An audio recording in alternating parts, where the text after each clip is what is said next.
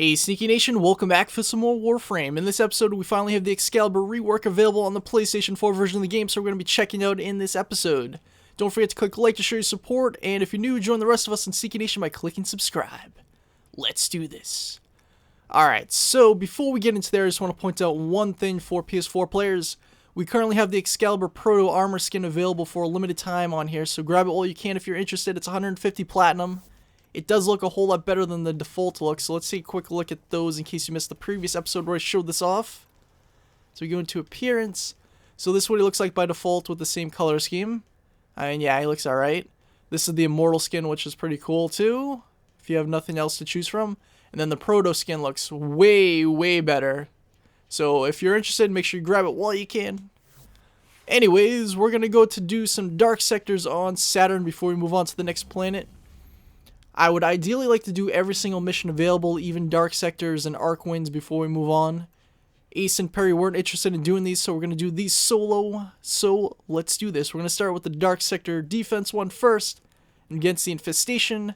Their levels range from 17 to 19. Let's go get them. Infiltrated, here we go. Our position has been compromised. Defend the cargo until reinforcements arrive. Okay, so this is a great place to come to farm for Orokin cells if you're in the market for them, which basically everyone will be, especially if you're trying to build all these prime weapons. Heavy infestation ahead. Get ready. Because as you probably know by now, most of them require about 10 Orokin cells each. Now we're going to try to solo this. I mean, it's not too difficult. I am only level 10 with my Excalibur right now because I did polarize him. Want to try to get him to even more potential than he already had before. So what I did was I took his aura mod slot, which by default does not have a polarity icon on it, and I put the melee one there for the V-shaped one so I could put steel charge on there.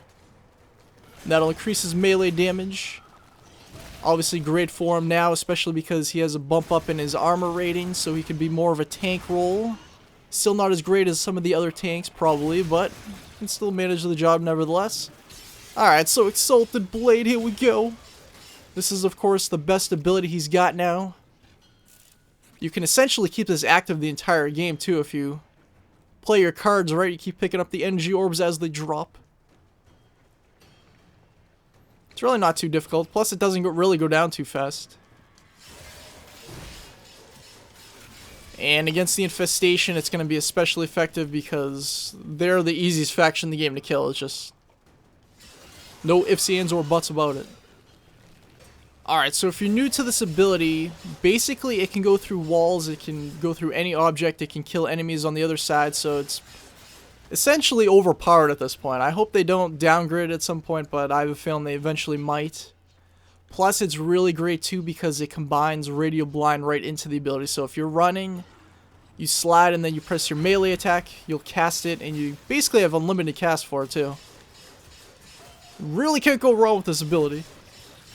But it is a little bit of trouble when you start running out of energy like I'm about to now. Unless we pick up some... Oh, clutch! I mean, usually you can pretty much keep this going the entire game even if you don't have the mods set up on it properly. Unless you're having a lot of trouble killing enemies. But it's obviously especially effective when you have a group of people playing with you.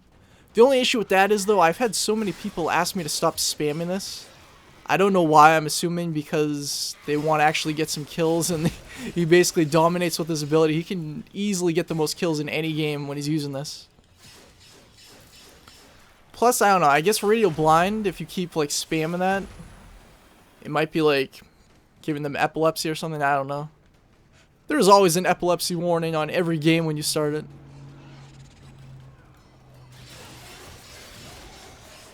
But we're going to stay here until wave 5 and then we're going to extract. I just want to give you an idea of what it's like. Usually the Orokin cells really don't start dropping until later, I don't think. Because I've stayed here until wave 5 numerous times and most of the time, very rarely will I ever get an Orokin cell.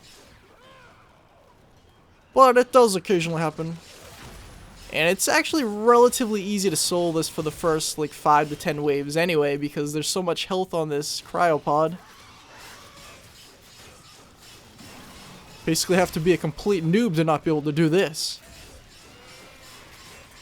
I'm just slightly above that level so I can manage. Hopefully. And then after this, we're going to check out the Dark Sector Survival mission. I would do the Arcwane mission on this one too, but I think we're going to save that for like Arcwane episodes in the future. We'll like combine several of them together. So we'll probably do multiple planet Arcwane missions in a row. Plus I still need to rank up my PS4 Arcwane stuff anyway. I mean, I guess I could go on the PC version and do it that way too. Whatever. You could, oh, by the way, you can keep spamming this too. You can just keep casting as much as you want. In case you couldn't tell, it doesn't really drop the energy faster. You can keep spamming it in any direction. It essentially makes the game play itself at this point. Plus, if you have enemies who are shooting at you, you can't really see it in here because most of these infested don't really shoot, but like some of them have range attacks. I saw him like blocking earlier in this mission, but he'll like still be able to do like the whole reflecting bullets. Like most of the factions shoot at you, he reflects bullets when he has it out most of the time. Plus you can also block with it too. It's just like having a melee weapon equipped. Alright, anyways, not a great mod, but we shall extract. That's a little weird glitch too. There have been some weird glitches with this PS4 update.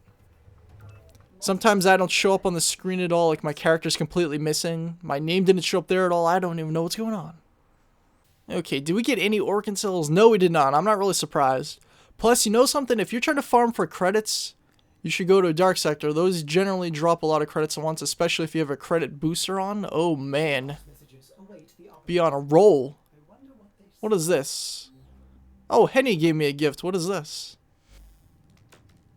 Let's check it out. Oh man. That was really generous of Henny. You're my hero. I'm gonna have to give him something good. That's actually the first time I've shown anything about gift giving in the game too. You can send people gifts. Basically just go on the market. Wow, that's amazing. How much did that cost?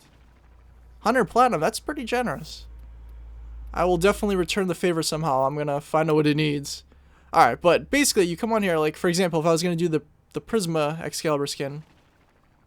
If you look at the bottom right, you can see if you press square, it'll gift the item. And then you just choose one of your friends and you can send it to them. It's really cool.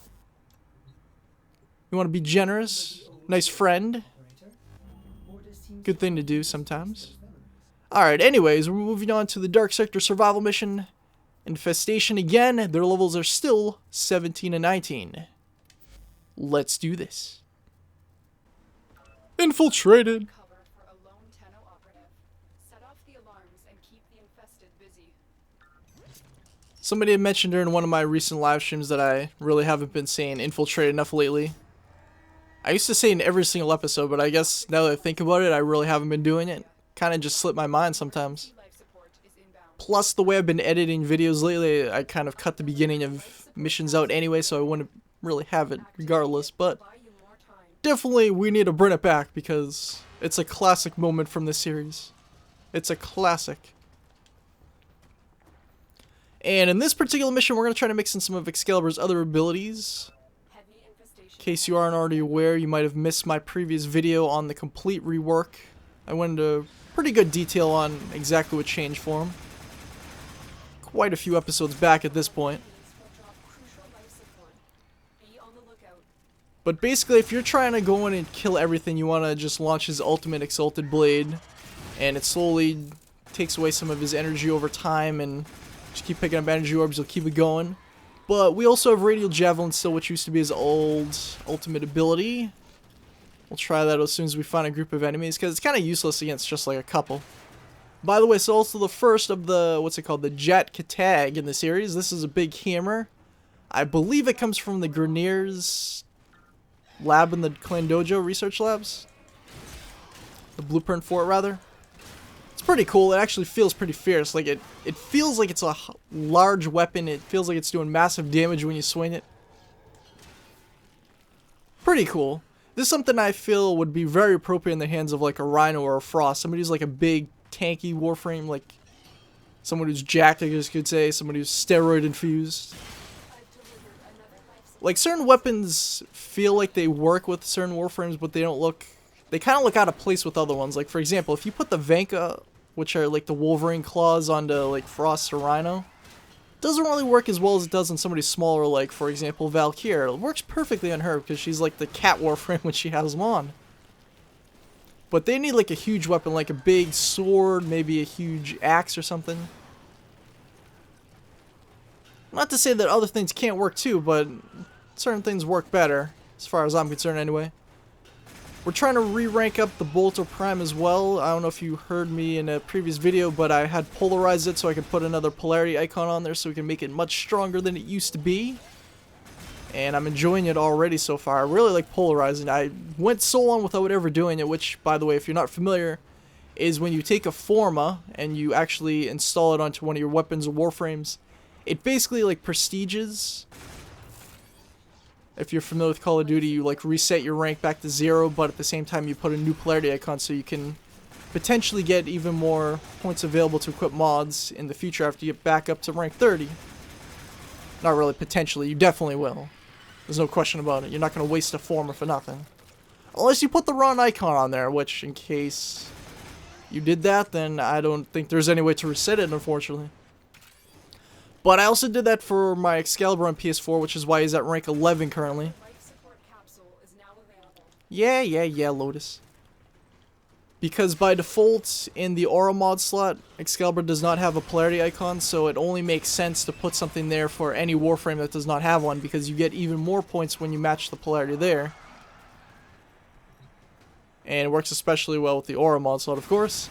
And I also did that for Necros as well, because he didn't have one either, so he's back down to a really low rank on my PS4 account right now. We'll get him back up there, though. He'll be a desecrated machine, because I put the icon that matches up with the, energy siphon. So he'll be getting energy over time, even if he's not picking up orbs. Alright, so let's get a large group of enemies. Let's use a radial javelin on them. Okay, this is a fairly large group. We're gonna go uninvisible. And radial javelin. Not really a large group, but still got the job done. And by the way, Excalibur still does have his Radial Blind as a separate ability if you don't have Exalted Blade active at the time. Do that just by swiping down. Although it's kind of stupid not to pull out his ultimate unless you're really trying not to for some reason. Oh yeah, some stealth kills mixed in too. I love that. So much cooler while they're still affected by the blindness. You can go in and get stealth kills on them. Something we already pointed out on the series too, but you may have missed it if you haven't been watching every episode lately. Let's use another one of these. I mean, if you're really trying to survive for as long as possible in these, you don't want to really have to go and start using the capsules until much later. Like, I want to start using them ideally until like at least 15 to 20 minutes in. And the reason for that is because you can actually keep killing the enemies and they'll keep dropping their other life support little bags, and if you keep killing enough of them, you won't even have to use them at all, so you can save up all your capsules and you'll be able to survive for longer. Just makes more sense in the beginning to do it that way. But anyways, we lasted for 5 minutes, so we're going to extract from here. We don't need to try to survive as long as possible. We will be doing more episodes like that in the future though, for sure, so be on the lookout for those. I'm probably going to try to do those after we finish the Let's Play part of the series. Because I'd like to get this over with as fast as possible, then we can start doing some more interesting videos. Like surviving as long as possible on survival and defense missions. Even interception missions, even though everybody hates them, we can still do it. Show those who's boss. We also have a lot of Warframes to still do intros on too. Like, I haven't acquired Mesa yet. I have gotten quite a few of the Alad V Mutalist, Alad V keys, so we can try to get her soon. Nyx Prime I actually just built, so we can get her into it as soon as possible. Frost Prime I just need to rank up a little bit more, then we'll do a video for him. Still need a blueprint for Volt Prime so I can build them. Still need a couple more for Nova Prime. Still need one more for Ash Prime. So many primes, so little time. Alright, so did we get anything good? No, we did not get any Orokin cells. Yeah, so you really have to stay in there much longer. Plus, like, resource boosters and whatnot will help you out with that. Anyways, what is this? Oh, speaking of which, I just did a Mutilus Alad V... infestation, invasion mission. We have to play it 3 times and then you get the key eventually after it's finished. But anyways, thank you so much for watching as always. I do hope you enjoyed. Remember to leave a like to show your support, and if you're new, join the rest of us in Seek Nation by clicking subscribe. And I will see you next time.